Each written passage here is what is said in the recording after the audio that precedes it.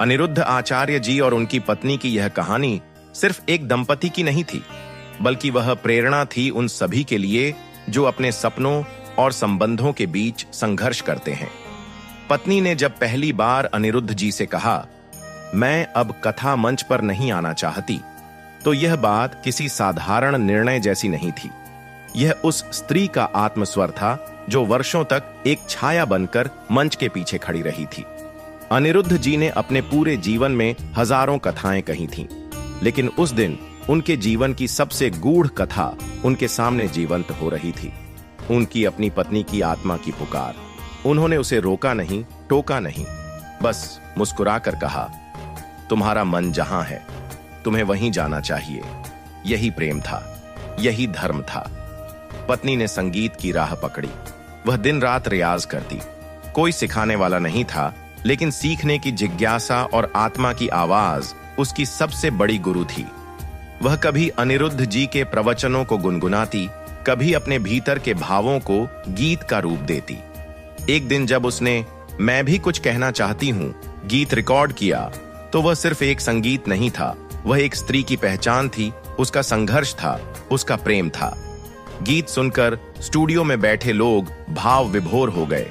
किसी ने कहा, मैम इसमें आत्मा है, और सच में था। धीरे धीरे वह भक्ति गायिका बन गई। लोग उसे पहचानने लगे, लेकिन पहचान के साथ आई आलोचना।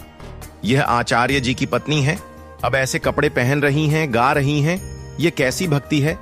लोगों ने उसे ट्रोल किया, ताने मारे, यहां तक कि अशोभनीय शब्द भी कहे।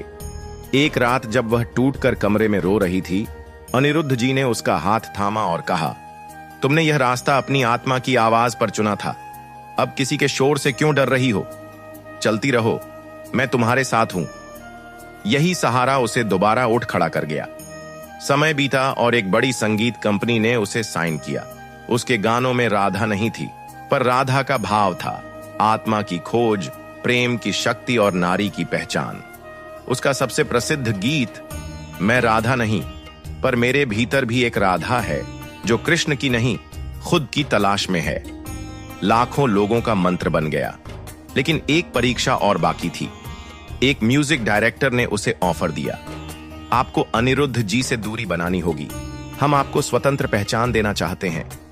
उस क्षण उसकी आंखें डोल गईं। क्या वह इतनी ऊंचाई चाहती थी जो उसे अपने जीवन साथी से तोड़ दे? उसने अनिरुद्ध जी की ओर देखा। वे शांत थे, बोले, अगर मेरी छाया तुम्हें रोक रही है तो मैं पीछे हट जाऊंगा। पत्नी ने आंखें बंद की और फिर दृढ़ स्वर में कहा, मैं वह ऊंचाई नहीं चाहती जो मुझे तुमसे दूर करे। उन्होंने साथ मिलकर एक पुल बनाया, धर्म और संगीत के बीच। अब हर कथा के अंत में जब अनिरुद्ध जी प्रवचन समाप्त करते, तो उनकी पत्नी उसी कथा का सार भजन के रूप में प्रस्तुत करती। पंडाल में सन्नाटा नहीं, भावनाओं की लहर दौड़ जाती। उनका जीवन अब दो राहों पर नहीं, एक लय में बह रहा था। यह कहानी सिर्फ एक स्त्री के सपनों की नहीं थी, बल्कि एक पुरुष की महानता की भी थी, जिसने अपनी पत्नी को सिर्फ साथ नहीं दिया, बल्कि उसकी उड़ान को आकाश भी दिया।